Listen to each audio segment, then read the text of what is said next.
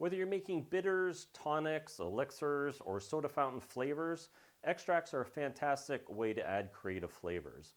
Now, if you look on the internet, most extracts are arbitrary and ad hoc, but at the old soda fountains, they're very specific about how they made their extracts, and there's a reason for this. So let me show you how they made them at the pharmacies and the soda fountains in the 1800s. You'll find it's about as easy as making an espresso. I'm Darcy O'Neill. This is Art of Drink. I've written a book on the history of the soda fountain, and today we're going to make an extract the way they used to do it at the soda fountain. Now, extracts are actually concentrates. So a tincture is far less concentrated than an extract, and an extract's basically any herb or spice. At the soda fountain or at the pharmacies, they used to call them drugs. But today we're going to do one with gentian. But you can do it with orange peel or angelica or sarsaparilla. Any dried herb will work, or spice. Now the magic ratio was 100 grams of your spice or herbs to 100 mils of solvent. Now they called this drugs and they called this a menstruum. So the idea was that they used metric, and 100 to 100 forms basically the most concentrated extract of your herb or spice that you can make. You can't seem to make anything more concentrated than that. Now, before we get a little bit further into making this, let's talk about this device. This is a percolator.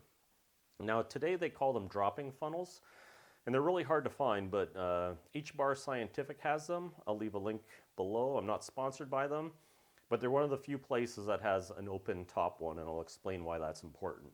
Now, the benefit of percolation is that it's quick. You can actually make a concentrate in 24 to 48 hours. With maceration, most people just take a big jar like this, add a bunch of herbs, throw in some alcohol or vodka or water or whatever, and macerate it, but it takes a couple weeks for that to work. This method, you can do it in 24 to 48 hours. Now, a percolator is just a simple device, but they're only $25 to $35 to get them, so it's not really worth trying to make your own. The advantage of having an integrated stopcock with flow control is so important, and this open top will save you a lot of time. Most dropping funnels, this is actually a separatory funnel, but you'll look up dropping funnel and you'll find most of them are like this. They're very handy for putting a stopper in. But actually cleaning the herbs and spices out of this is going to be an exercise in frustration. So I don't recommend it. I do recommend the open top ones.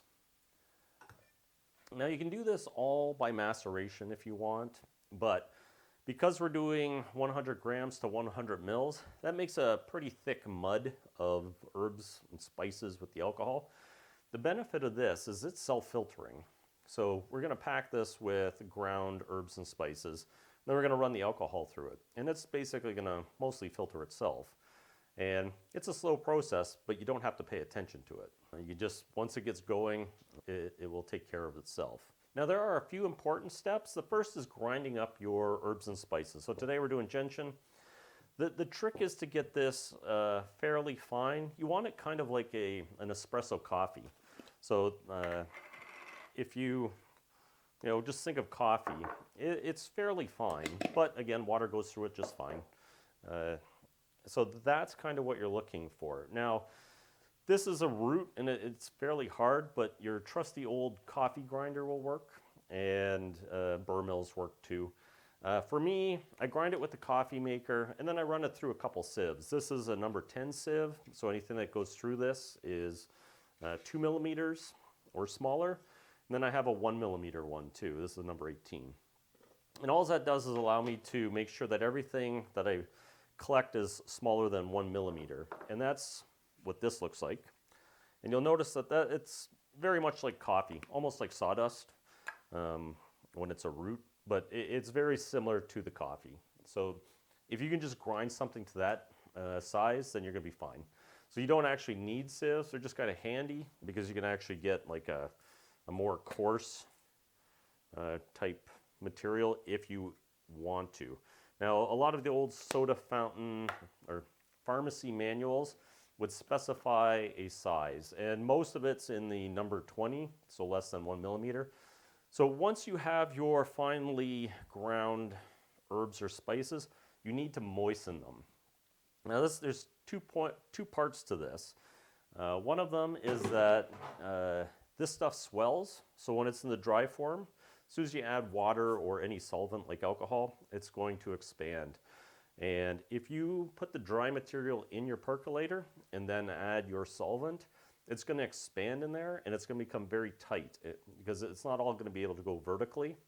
So what's going to happen is it's going to become too tight, and then your solvent is going to have a hard time passing through this, so it's going to slow it down. So the best thing to do is put your ground up herbs or spices in a bowl. So this is 200 grams, that's what I'm doing today. Now at the pharmacies, they're very specific about 100 mils to 100 grams. We're making a flavor, so we're not going to be so tight on that. I don't include moistening from this volume. So basically, if you have 100 grams of something or 200 grams, you can add about 20 to 50 mils of your solvent to this. It's going to make a wet sawdust-like material, and you just allow it to sit for a couple hours in a warm place.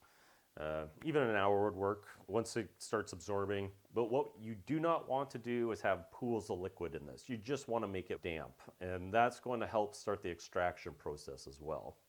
So once you have that done, we need to prepare the percolator. Now this is fairly easy. I just buy cotton balls, and the reason you want a cotton ball in there is you do not want any of this fine ground material getting in this part of the neck. Because what's going to happen is that's going to block it. So you just use a cotton ball. I just use a piece of dowel to put it in place. And this is just alcohol. So I just add a little bit of alcohol, and that will kind of just make it compact a little bit better. You don't want it tight, you just want it sitting in there nicely. So you can even add water to that. That will just kind of help put it in place. So that's going to prevent blockage. The next thing we need to do is add a little bit of sand. Now I just use aquarium sand. I buy it at the pet store and wash it. That's an important part. It has to be quartz sand, and it needs to be washed. There's a lot of fine material in there. But once you wash it out and the water runs clear, then it's perfectly fine to use. Now I use anywhere from 1/8 of a cup to 1/4 of a cup, and you just want to put that on there. And if you find that the sand's on the side, you just rinse it down. Again, you want to make sure that nothing gets in there, and then just pat it down. That's basically your filter bed. Now what we can start doing is adding our moistened herbs and spices. Now I find a bar scoop works really well. I found this one just kind of fits in the neck. You might want to take it off the stand. And again, just to mention, yeah, you can get a percolator for $25 at H Bar Scientific. And you can also get a stand and a clamp, and it's going to cost you less than $75 for this whole thing. And it becomes very useful because you can do many other things with it. So if you're going to do this regularly, I do recommend investing in this. And once you get a certain amount in there, you just want to pack it down. You don't want to pack it tight. You just want to make sure there's no air gaps in there.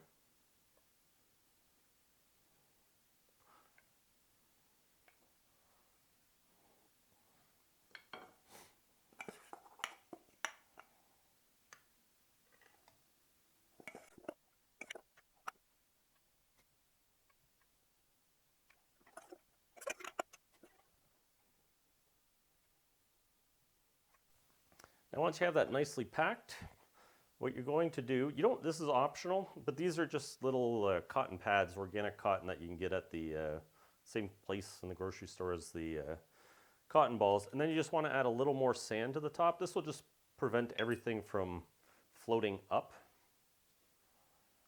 And it helps to disperse the alcohol or the solvent. So once you have that, we're just going to add our alcohol. Now, I use 80% alcohol, so I need to dilute this down. So that's 100 mils. And again, you don't have to be super accurate about this. All you need to do is be reasonable about it.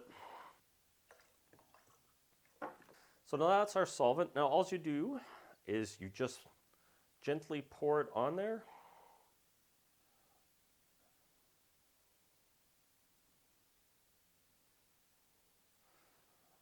And you want to have your stopcock open because otherwise you're going to get an air pocket forming. And you'll see that it's slowly working its way down.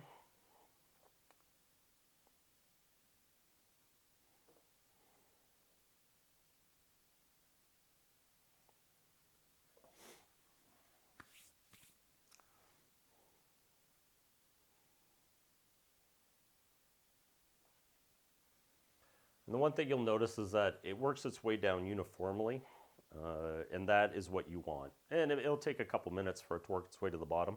But you do want to pay attention on it because as soon as it gets to this point, you want to close the stopcock so you don't have any run out.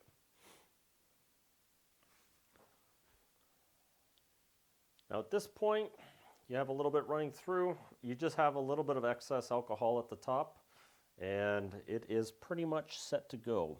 And what's going to happen is that we're going to let this macerate for 24 hours, and then we'll come back and we will filter it through. So now that we've let it macerate the appropriate amount of time, we're going to start to drain it. And what you want to do is you want to do it fairly slowly.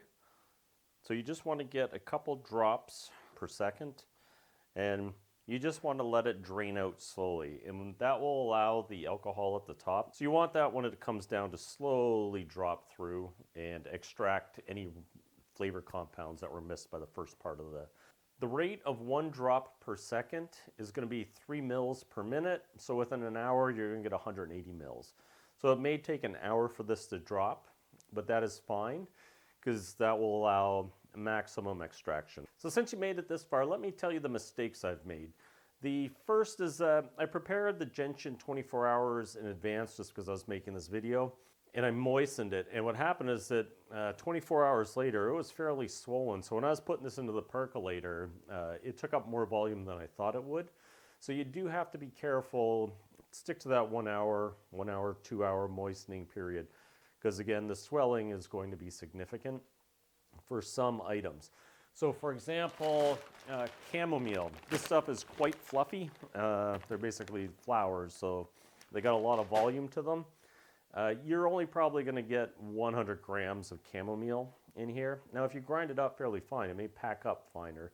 But you're going to find that each herb or spice is going to have a different volume based on what happens when it gets moist. And just be aware of that. So when you're buying a percolator, I would go with the 500 ml. Unless you're only doing 120 ml bottles for your extracts, then you could probably get away with a 250 ml. But again, don't overthink this. You're just making a flavor. As long as you do it the same way every time, things are going to turn out fine.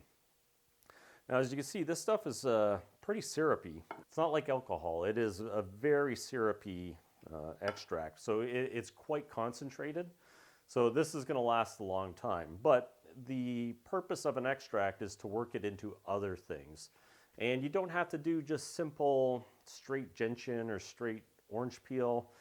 You can do a bitters recipe in this where you combine 5 or 6 different herbs and spices into this, and that would be called a compound extract. There are lots of compound extracts out there in old recipe books, but it's just up to you. Like, this is a really efficient way to make bitters, and then all you have to do is take your extract and you can just dilute it down. So for example, if you wanted to turn an extract into a tincture, you'd basically add 100 mils of this to 900 mils of ethanol or water or combination, and that would be a tincture. Tinctures are much less potent than an extract. And these extracts are basically the maximum amount of material you can get into the smallest volume of liquid. Now we're almost done collecting here. I just wanted to switch out and show you how thick this is. This is about as concentrated as an extract as you're going to get. Now it's syrupy and it's dense, but it's mostly clear. So you can see that when you shake it, that there's no sediment in it, it's self-filtering. So I'm going to continue to let this collect, but that is a gentian extract, and you can use that in bitters, you can use it to flavor sodas, Give it a try, and if you want to know more about these extracts, check out the video on the essences that I did previously. Thanks for watching. I'll see you next time.